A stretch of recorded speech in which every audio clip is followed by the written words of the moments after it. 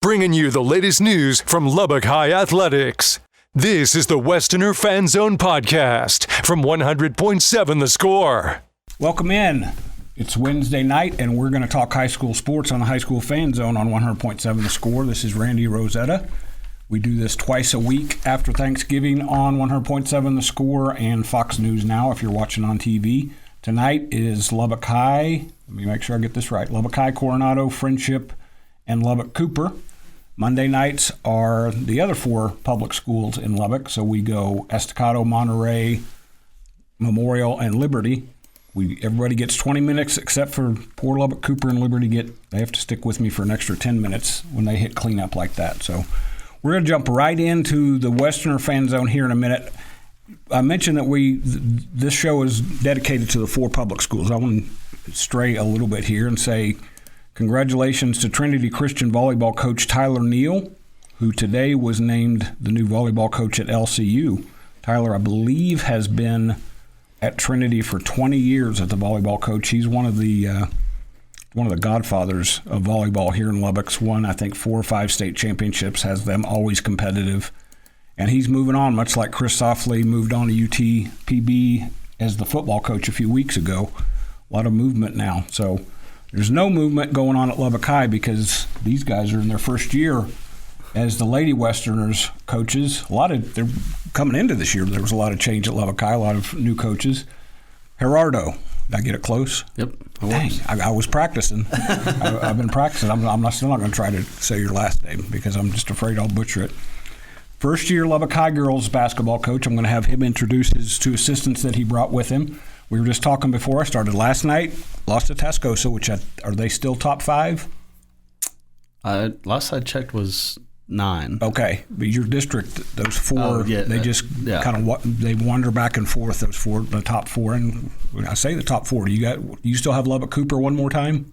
Yes, we do. Yep, and they're not ranked, but man, they're playing like a team that they're rolling. Yes, they're rolling. Great game last night. If you haven't seen, you can probably social media it pretty quick. The end of their game against Coronado, Abrielle Marshall hit a 3-pointer in overtime to win for Lubbock Cooper to win 58-56. I think that's 3 or 4 in a row.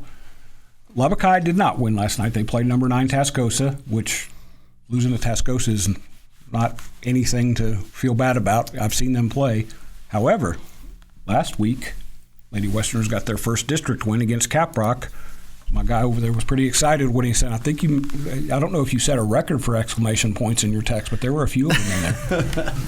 Just a real big excitement to first start off, have our assistant, Addy Damron, and other assistant, Austin Miller. But no, just like we told the girls, if we do our job, each individual, and then as a team being able to put a scout together, and you execute that, you're going to come out victorious, or it's going to be a close game. And it was both. It was a close game, and we ended up winning that game. You're in the middle of a process. We talked one of the previous times you came in. You can't just turn things around at the drop of a hat. Now, Brent Palmer had things going pretty well. Brent's a good dude, but your cupboard was you had to fill the cupboard back up a little bit with some young players. It's going to take a little bit of time to get things established the way you want. To me, you're playing this season to get those players to have success now, but also kind of build towards next year. Yeah, and we've talked about, within our staff, it's a lot of these girls haven't seen varsity minutes. 3 players have seen a lot of varsity minutes. You got Cadence DeLuna coming, transfer from Cooper, and you had Leah and Alexis, and even then they didn't see many minutes. And so our 12 that we have right now are just trying to get minutes and get that speed and get the physicality aspect of playing varsity, and not just varsity basketball, but an elite schedule, an elite district. And so just being able to get them experienced in that, it prepares them for the next couple of years. All right, guys, when you speak, this is your microphone. Grab it above the silver. You have to hold it close. Okay. Use your outside voice, as my kindergarten teacher wife would say. Whoever wants to start, introduce yourself so that folks, they're going to see you on TV, but I want them to hear your voice as well. Well, I'm Addy Damron. I'm an assistant basketball coach, and then I coach the JV. Okay. My name is Austin Miller. Also assistant. I handle the freshmen. All right, I like to get background on you guys when you're here. Where did you guys come from, or were you at Lubbock High? This is my 5th year at Lubbock High. Did you coach with Brent the last few years? Okay. Yes, the last 2 years I was with Coach Palmer. And I saw him at the LCU game. He's looking healthy, just waiting to see what he's going to do next. Yes, sir. I also came from Lubbock High. It's my 2nd year, and I did coach with Coach Palmer last year. I was with the freshmen last year. One thing that I always talk to with Lubbock High coaches, I know Gerardo's not. Are you guys graduates? Are you alumni? I actually went to Coronado. Okay. Funnily enough. Played under JJ. I'm not from Lubbock, so I'm from the San Antonio area, so just stayed and fell in love with Lubbock High. Which is where you're from, correct? No? I'm from Arizona. Okay. I don't know why I thought that. Coronado, did you play basketball? I did for my freshman and sophomore year under Etheridge. Okay. But I was mainly a softball player, so I played under JJ Johnson my freshman year, and then whenever Nancy Pickin took over, I played under her and finished under her.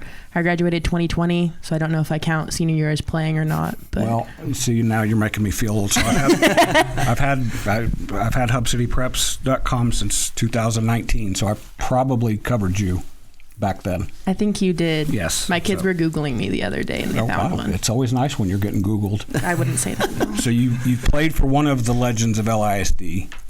He waves me off every time I say him and Jill Snyder. Whenever I say you're a legend, they're like, I'm not. But JJ, as you know, is a legend. I was just teasing him one day. I said, "Why is the softball field not named after you?" And he went into a diatribe about because it's named after this guy that was much better than I was. And okay, but JJ did a lot of good things. He's doing good things for the district now. Yes, he is. He's part-time, the air quotes. I know that dude well enough to know that there's no such thing as part-time. He's invested, and he's going to do what he's going to do. So we strayed a little bit there. So you worked with Coach Palmer. Yes. You've gotten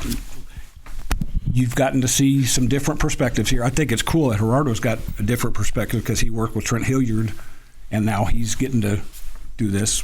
What's it been like for you to adjust from Coach Palmer to Coach Gerardo? I'm still not going to try his last name. Coach Palmer did great things at Lubbock High. He had his program the way he wanted it. I think Coach Arzaga has done a good job of kind of instilling his own culture and trying to get things rolling the way that he wants to. But it's all been good. Coach Palmer still looks like the Marlboro man every time I see him. That's going to bring us up to the first break. We'll come back after this and talk more Lady Westerner basketball in the high school fan zone. Bringing you the latest news from Lubbock High Athletics. This is the Westerner Fan Zone Podcast from 100.7 The Score. Welcome back in. This is the High School Fan Zone on a Wednesday night on 100.7 The Score. I'm Randy Rosetta. We're talking Lubbock High girls basketball. Let's see, Gerardo, who do you guys have? A weird week now. You guys play tomorrow. Yes. Because Monterey. everybody plays tomorrow. I think the only things that aren't tomorrow now are part of the district swimming meet is still on Friday. Maybe one other game still scheduled for Friday, but everything else has been shifted to Thursday because of Snowmageddon or whatever that's coming. So you guys jump right back into the fire. You go Tascosa and Monterey back to back. Yeah, that's how we started district. Had Caprock and then Tascosa, Monterey, Amarillo, and Cooper.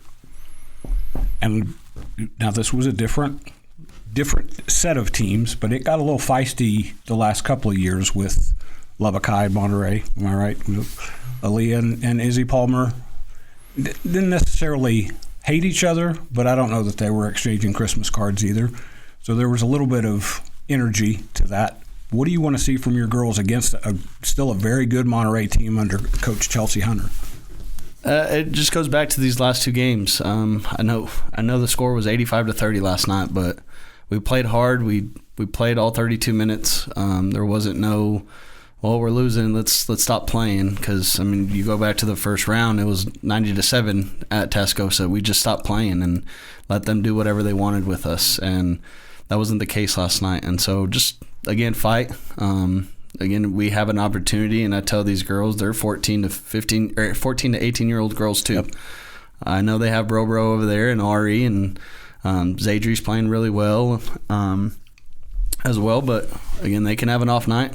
just like anybody can have an off night. They're probably going through the same things at home that our girls are going through, and so it's mental preparation, and it starts from the beginning. It starts before we show up to the gym. It's, are you ready to go? Are you ready to execute what we have in place?